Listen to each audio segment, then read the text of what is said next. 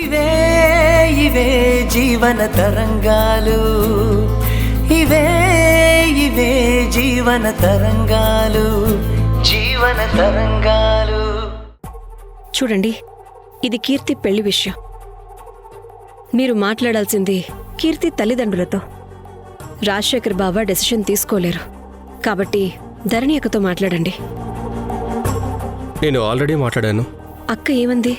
దాంతో మాట్లాడితే అబ్బాయి సరిగా లేడంది. ఏం మాట్లాడుతున్నారు? మర్యాదగా మాట్లాడండి. ఆవిడ మా అక్క. ఆడవాళ్ల గురించి పద్ధతిగా మాట్లాడడం తెలీదా? మీరు ఆడవాళ్ళని సంబోధించే విధానం చూస్తేనే తెలుస్తుంది మీ సంస్కారం. ధరణి నాకు 30 ఏళ్ల క్రితమే తెలుసు. తను నా క్లాస్మేట్. ధరణినే కాదు, మీ ఫ్యామిలీ అంతా నాకు తెలుసు. నిన్ను చిన్న వయసులోనే చూశాను. మీరు నాతో మర్యాదగా మాట్లాడితే నేను మీతో మాట్లాడతాను. మీరు చెప్పేది నేను వినాలంటే పద్ధతిగా చెప్తేనే వింటాను. సారీ అండి. మీ అక్కకి ఒక మాట చెప్పమ్మా. దేని గురించి? కీర్తి పెళ్లి విషయం. ఆ విషయంలో నేను కలగజేసుకోనని ఇందాకే చెప్పాను. డెసిషన్ తీసుకోవాల్సింది కీర్తి వాళ్ళమ్మ. నాదే ఉంది. తనకి పెళ్లి కుదిరితే వెళ్లి పెళ్లి పనుల్లో నా వంతు సహాయం చేస్తాను. అంతేగాని పెళ్లి కుదిర్చే విషయంలో నేను జోక్యం చేసుకోలేను. ధరణి పాతకాలం మనిషి. తనకిదంతా అర్థం అవ్వదు. ఏ కాలం మనిషైనా మంచి చెడు చూసే విధానం మారదు కదా. సరే, అసలు మీరు ఏం చెప్పాలనుకుంటున్నారు? నా కొడుకు కీర్తిని ప్రేమిస్తున్నాడు. అందుకని ఈ ప్రేమ, ఇష్టపడ్డం అనే ఫీలింగ్స్ ధరణికి అంతగా అర్థం కావు. అర్థం కాక కాదు, వాటికి ప్రాధాన్యత ఇవ్వటం ఇవ్వకపోవటం అనేది వారి మనస్తత్వాన్ని బట్టి, వారున్న పరిస్థితిని బట్టి ఉంటుంది. మీ అబ్బాయి కీర్తిని ప్రేమిస్తున్నాడని పెళ్లి చేయడం కుదరదు. కీర్తికి కూడా ఇష్టం ఉండాలి కదా. కీర్తికి ప్రేమ ఉంది, కానీ ధరణి గీసిన గీతను దాటడం లేదు. ధరణికేమో ఈ పెళ్లి ఇష్టం లేదు. అలాంటప్పుడు ఇంకా మాట్లాడడానికే ఉంది. ఇంకంతే, వదిలేయండి. మీరు చాలా ప్రోగ్రెసివ్. కాబట్టే మీతో మాట్లాడుతున్నాను. ప్రేమించి పెళ్లి చేసుకున్నవారు. ఇది మీకు అర్థమవుతుంది కదా. మీరు నా పర్సనల్స్ ప్రశ్నించాల్సిన అవసరం లేదు. నేను ప్రేమించాను, పెళ్లి చేసుకున్నాను. కాబట్టి అందరూ అలానే ప్రేమించి పెళ్లి చేసుకోవాలని చెప్పాలా? నేను పెళ్లి చేసుకున్న అబ్బాయి యోగ్యుడు, మంచి జాబ్లో ఉన్నాడు. I'm sorry to say this. మీ అబ్బాయి అలా కాదు కదా. ఆ యోగ్యుడు ఇప్పుడు మీతో లేడు కదా. ఐ మీన్, మీరొక్కళ్లే కదా. Please don't cross your limits. Sorry. నాకున్నది ఒక్కడే కొడుకు, తల్లి లేని బిడ్డ. చాలా ప్రేమగా వాడిని పెంచాను. మధ్యలో ఇల్లు వదిలి వెళ్ళిపోయాడు. తిరిగొచ్చాక ఇప్పుడు బుద్ధిగా జాబ్ చేసుకుంటున్నాడు, బాగా సెటిల్ అయ్యాడు. కీర్తిని పెళ్లి చేసుకుని సంతోషంగా ఉండాలనుకుంటున్నాడు. ఇప్పుడు అది జరగలేదు కదా. జరగదేమోనని 15 రోజుల నుంచి ఆఫీస్కే వెళ్ళడం లేదు. మళ్ళీ సిగరెట్లు, డ్రింక్స్ మొదలుపెట్టాడు. అది మీ ప్రాబ్లం. మీ కొడుకుని డిసిప్లిన్లో పెట్టుకోవటం మీ రెస్పాన్సిబిలిటీ. ఈ ప్రేమ విషయం మీకు బాగా తెలిసే ఉంటుంది. ఎవరో చెప్తే మర్చిపోవడం, వదులుకోవడం ఉండదు. ఇప్పుడు మళ్ళీ చెడు అలవాట్ల వైపు మళ్ళాడు. మళ్ళీ మొదలుపెట్టాడు. చేయి దాటి వెళ్ళిపోతాడేమోనని నాకు చాలా భయంగా ఉంది. కీర్తికి తనని పెళ్లి చేసుకోవటం ఇష్టం లేదు. మీ అబ్బాయికి ఏమో అవుతుందని కీర్తినిచ్చి ఇష్టం లేని పెళ్లి చేయటం కుదరదు. He is depressed. అర్థం చేసుకోమా. అది ఒక రోగం. అది నయం కావడానికి కీర్తినిచ్చి పెళ్లి చేయటం మందు కాదు. మంచి సైకియాట్రిస్ట్ దగ్గరికి తీసుకువెళ్ళి చూపించండి. కొద్దిగా హార్ష్గా అనిపించొచ్చు, బట్ నేను ప్రాక్టికల్గా మాట్లాడుతున్నాను. మీ అబ్బాయి ఎవరో క్రేజ్ ఉన్న హీరోయిన్నో, టాప్ బిజినెస్ మ్యాన్ కూతుర్నో ప్రేమించాను అని చెప్తే ఇలాగే వెళ్ళి అడుగుతారా? అడగలేరు కదా. అదే కీర్తి ఫ్యామిలీ అయితే చులకన. ఇంకా అమ్మాయి దేవుంది, మీ వాడు మనసు పడ్డాడు కాబట్టి ఎలాగోలా కీర్తినిచ్చి పెళ్లి చేయాలనుకుంటున్నారు. కానీ కీర్తి జాతరలో దొరికే బొమ్మ కాదండి. మీ వాడు అడిగాడు కాబట్టి ఇవ్వడానికి. ప్లీజ్, నేను చెప్పేది అర్థం చేసుకోండి. మీ వాడి లైఫ్ బాగుంటుందని తపన పడ్డంలో తప్పు లేదు. కానీ నిరూప్తో పెళ్లి చేస్తే కీర్తికి లైఫ్ ఉంటుందా? కాదనడం లేదు, కానీ ఆ 3 ముళ్ళు పడితే అంతా సర్దుకుంటుంది కదా అని. కానీ 3 ముళ్ళు వేసేది మీ వాడు, 3 ముళ్ళు పడేది మా అమ్మాయి మెళ్ళో.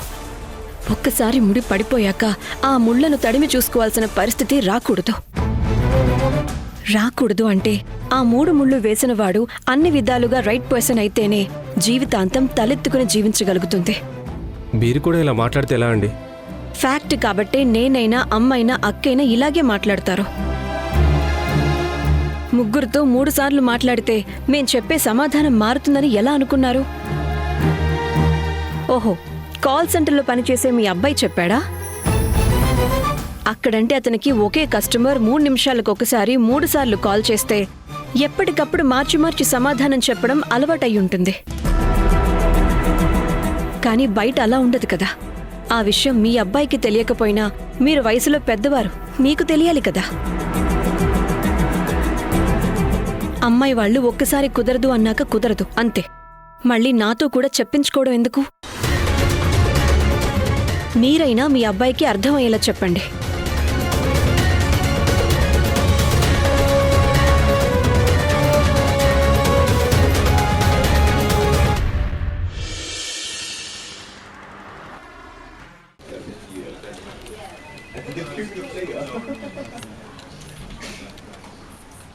ఆఫీస్కి వచ్చేది ఇప్పుడా? పొద్దునుంచి మేడం గారు 3 సార్లు అడిగారు. అడగనివ్వు.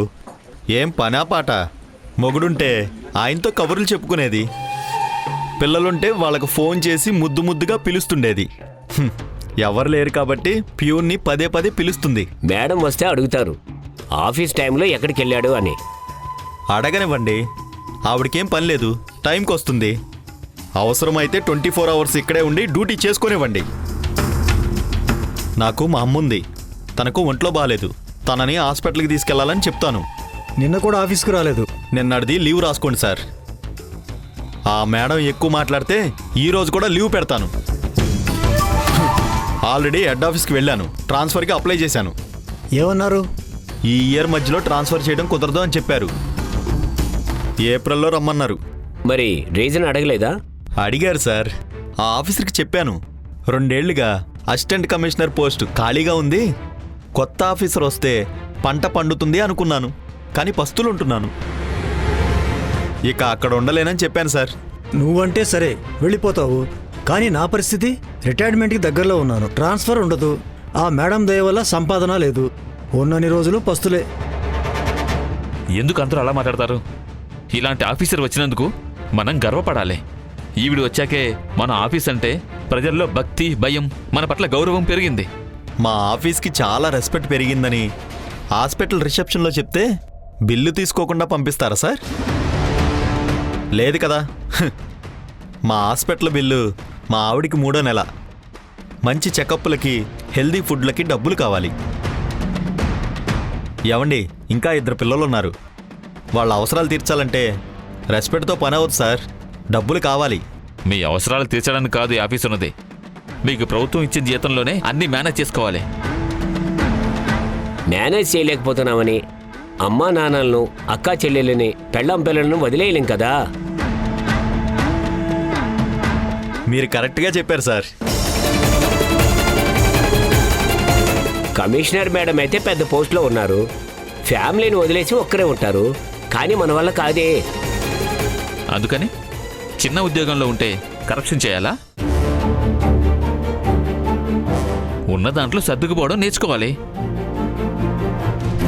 కడుపు నిండితే ఎవరైనా ఇలానే మాట్లాడతారు, డిసిప్లిన్, నీతి, నిజాయితీ అని. అవునవును, చాలా డిసిప్లిన్గా, సైలెంట్గా, సార్ చేతికి మట్టి అంటకుండా అన్నీ చక్కబెట్టుకోగల నేర్పరి. దేని గురించి మాట్లాడతారు మీరు? ఏం లేదు, కోటి సెకండ్ హ్యాండ్ స్కూటర్ తీసుకుంటే ఆ రోజు మేడం ఎంత పెద్ద వార్నింగ్ ఇచ్చారు. ఎందుకు ఈ తలనొప్పని అసలు బండి తీసుకురావడం మానేశాను సార్. మరి వెనక్కి ఇచ్చేసావా? చూడాలి, ట్రాన్స్ఫర్ వస్తే అక్కడికి తీసుకువెళ్తాను, లేదనుకోండి రిటర్న్ ఇచ్చేస్తాను. బండి కోసం జాబ్ అయితే పోగొట్టుకోలేను కదా సార్. బండి మీ భార్య పేరుతో రిజిస్ట్రేషన్ చేయించు. మీ భార్యకి డబ్బులు ఎక్కడి నుంచి వచ్చాయని అడుగుతారు కదా సార్. భార్య పేరు మీదే కదా, ఎందుకు తెలుస్తుంది? ఎవరికి తెలుస్తుంది? ఒకవేళ తెలిస్తే? తెలియకుండా ఎలా ఉంటుంది? అదేమన్నా సైటా? పేపర్స్ బీరువాలాకలో దాచుకోవడానికి. బండి వేసుకుని తిరిగితే తెలియకుండా ఉంటుందా? నాకు చెప్పకుండానే నా భార్య బండి తీసుకుందని చెప్పు. ఏం సత్యం, అంతేనా?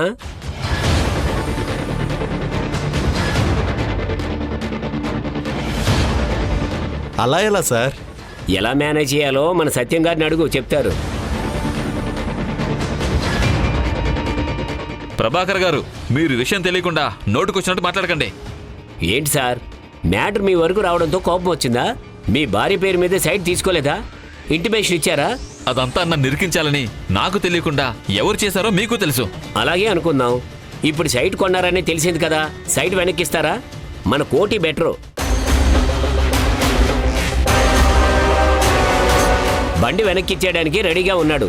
కానీ మీరు అలా కాదు. పేరుకేమో సత్యం, ఆఫీసులోనేమో సిన్సియర్, లోపల నడిపించే కథ మాత్రం వేరు. Mister Prabhakar, this is too much. ఏంటయ్యా టూ మచ్? ఇప్పుడేంటి, సైట్ పేపర్స్ వెనక్కిస్తావా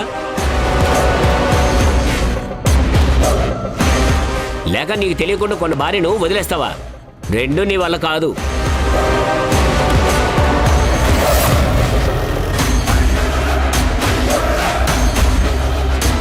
కోటి, బండిని నీ భార్య పేరు మీదే ట్రాన్స్ఫర్ చేసుకో. ఏమవుతుందో నేను చూస్తాను.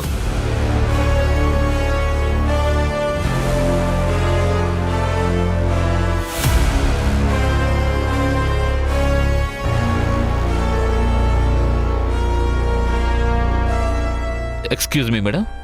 Yes please. పర్లేదు మేడం, రమ్మని కాల్ చేశారు. 2 రోజుల నుంచి కనిపించడం లేదు. ఇక్కడ చాలా వర్క్ ఉంది. ఎవరు చేస్తారు? నేను ఇక్కడ నుంచి నా ట్రాన్స్ఫర్ తీసుకుంటాను మేడం. నేను ఆ సైట్ గురించి క్రాస్ ఎగ్జామిన్ చేసినందుకు ఇంకా కోపం తగ్గలేదా? కోపమేమీ లేదు మేడం, మీరే చెప్పారు నాకంటే కూడా కేసే ముఖ్యమని. అది నిజమే. నాకే చాలా అసహ్యం వేస్తుంది ఆఫీస్కి రావాలంటే. సైట్ విషయం తెలిసాక ఎవరు నన్ను గౌరవించడం లేదు. మనసుకు చాలా బాధేస్తుంది. ఇంట్లో భార్యకి, అత్తమామకి నా సిచ్యువేషన్ అర్థం కావట్లేదు మేడం. 2 చోట్ల మేనేజ్ చేయటం చాలా కష్టమవుతుంది మేడం. అందుకే ఇక్కడ నుంచి ట్రాన్స్ఫర్ తీసుకుంటున్నాను. తీసుకోండి, కానీ మీ ప్రాబ్లంకి సొల్యూషన్ అదేనా? సొల్యూషన్ అది కాకపోవచ్చు, కానీ అంటే ప్రాబ్లంని ఫేస్ చేయడాన్ని కొద్ది రోజులు పోస్ట్ పోన్ చేయడం, అంతేనా? మీ ఏజ్ ఎంత? 28 ఏళ్ళు. 28 ఏళ్లకే ఎస్కేప్ అయితే ఎలా? పరిస్థితులు అలా ఉన్నాయి మేడం.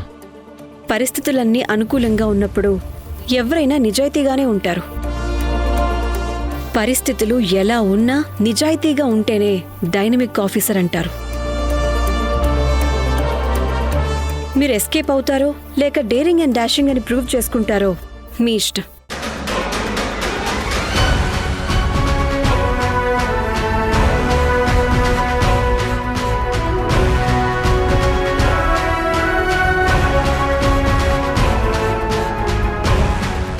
మేడం, ఏదో పనుందని పిలిపించారు.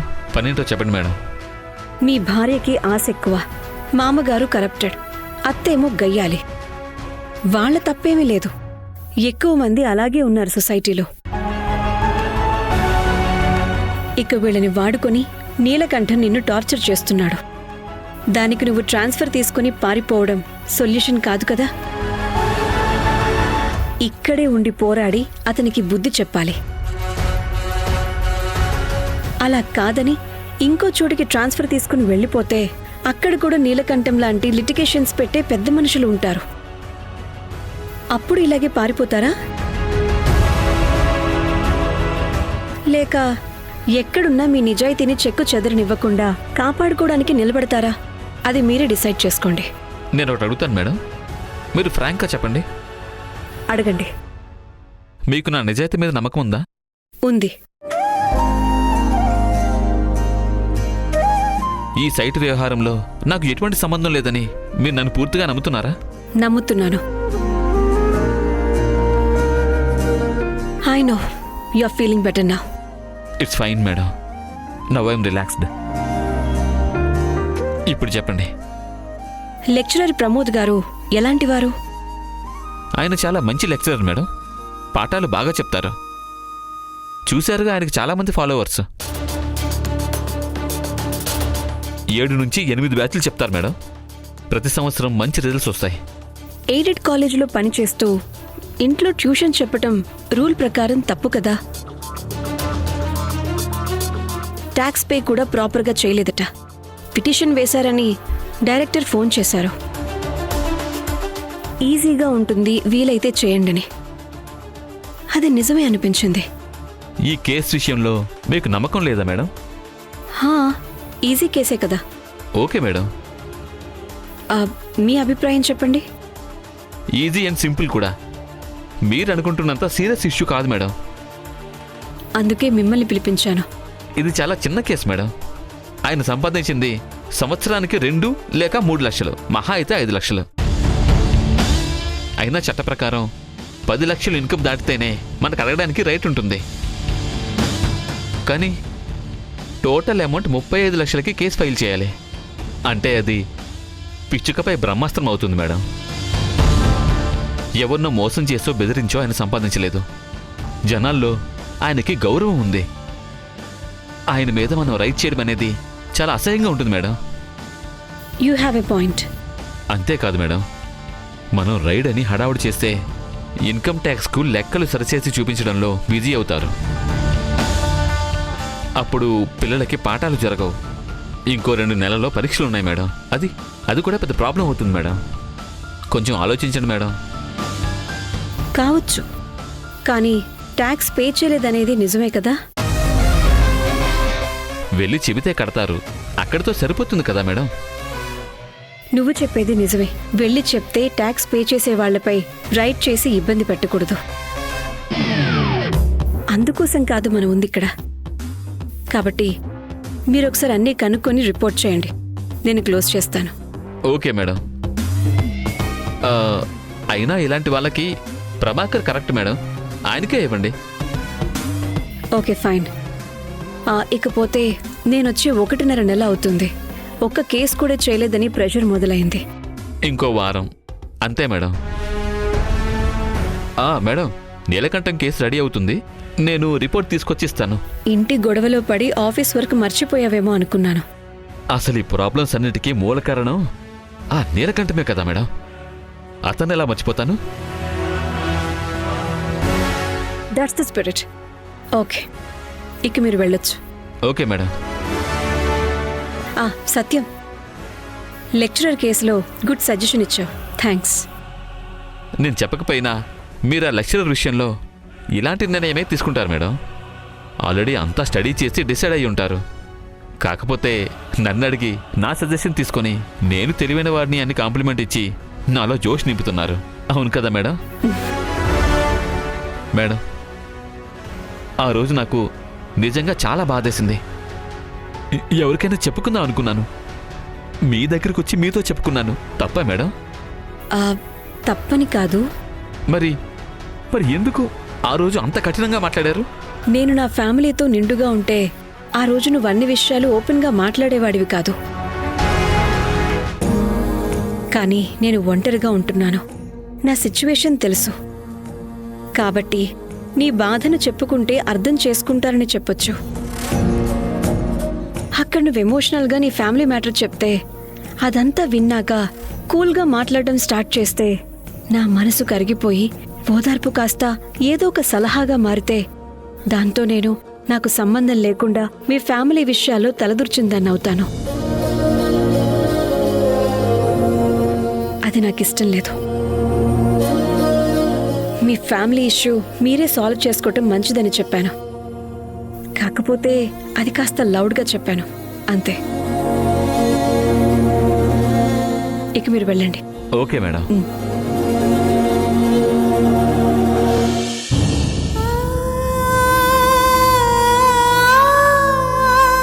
నేను నా ఫ్యామిలీతో ఉంటే నిండుదనం ఉండేది. నా పర్సనల్ లైఫ్ ఎంతో గంభీరంగా కనిపించేది.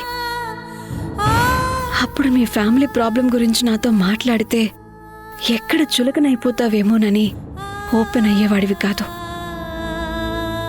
భర్త వల్ల భార్యకి, భార్య వల్ల భర్తకి గౌరవం వస్తుంది.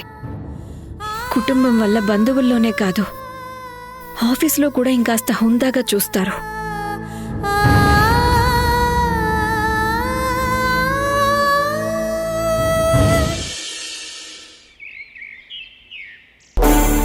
రమ్మని కబురు పంపించారు. నేనే వచ్చి కలుద్దాం అనుకున్నా, కానీ నేను మీ ఫైనాన్స్ ఆఫీస్కి వచ్చానని తెలిస్తే ఆ ఫైనాన్స్ కంపెనీకి కూడా ఓనర్ నేనేనని పుకారు పుట్టిస్తారు. మార్కెట్లో పుట్టే అప్పు కూడా పుట్టదు. అందుకే మిమ్మల్ని పిలిపించాల్సి వచ్చింది. చెప్పండి. ఒక ప్రాబ్లంతో సతమతం అవుతున్నానయ్యా. ఏంటో చెప్పండి. కొన్ని రోజులుగా ఇన్కమ్ ట్యాక్స్ డిపార్ట్మెంట్కి బాస్ ఎవరు లేరు. అప్పుడు చూపించిందే లెక్క, కట్టిందే ట్యాక్స్. అవును, కానీ దేవిక వచ్చిన తరువాత పరిస్థితి మొత్తం మారిపోయింది కదా. వచ్చింది. వచ్చాకే నాకు కష్టాలు మొదలయ్యాయి.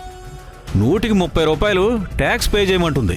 అలా చేస్తే మినిస్టర్కి, కార్పొరేటర్కి, ఇంజనీరింగ్ డిపార్ట్మెంట్కి ఎక్కడి నుంచి వాటాలు తీసుకొచ్చేవాలి? ఇవన్నీ కూడా ఆమెకు అర్థం కావు సార్. అందుకే బిజినెస్ చేసేవారికే సాటి బిజినెస్ మెన్ ప్రాబ్లమ్స్ అర్థమవుతాయి. అందుకే మిమ్మల్ని రమ్మన్నా. చెప్పండి, ఏం చేయాలి? అదే మన చార్టెడ్ అకౌంటెంట్ భాస్కర్ని కలిశాను. నర్సింగ్ హోమ్ కోసం 8 కోట్లు ఖర్చు చేశాను. అందులో 2 కోట్లకు మాత్రమే లెక్క చూపిస్తున్నాం. మిగతాది బ్లాక్ మనీ. అది అప్పు కింద చూపించి మేనేజ్ చేయాలని చెప్పారు. అందుకు పిలిపించారా? 1 లక్ష 2 లక్షలు అయితే ఈజీగా మేనేజ్ చేయొచ్చు. కానీ 6 కోట్ల రూపాయలకి అప్పు పత్రాలు అంటున్నారు. చాలా కష్టం అండి. కొద్దిగా చూడండి. అందులో చాలా రిస్క్ ఉంది. 6 నెలల టైం కూడా పడుతుంది. ఇది బయట తెలిస్తే నన్ను కూడా కేసులు ఇరికిస్తారు.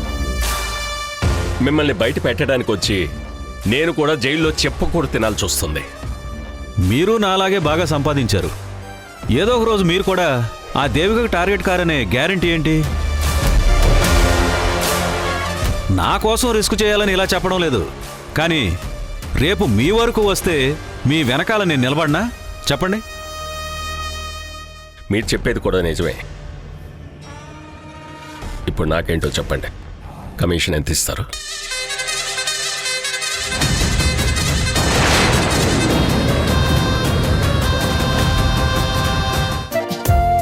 మహేష్ ఫంక్షన్కి రమ్మని ఫోన్ చేశాడు. ఎలాగూ వెళ్తున్నాను కదా, అందరం కలిసి వెళ్ళొచ్చని ఇలా వచ్చాను. నన్ను అమ్మని మాత్రమే పిలిచాడు, అమ్మమ్మని పిలవలేదు. అమ్మమ్మని ప్రత్యేకంగా పిలవకపోతే ఏమవుతుంది? పిలవకపోవడం కాదు పిన్ని, అమ్మమ్మని ఫంక్షన్కి రావద్దని చెప్పాడు. ఎందుకంట? ఫంక్షన్కి పెద్ద పెద్ద వాళ్ళు వస్తారట.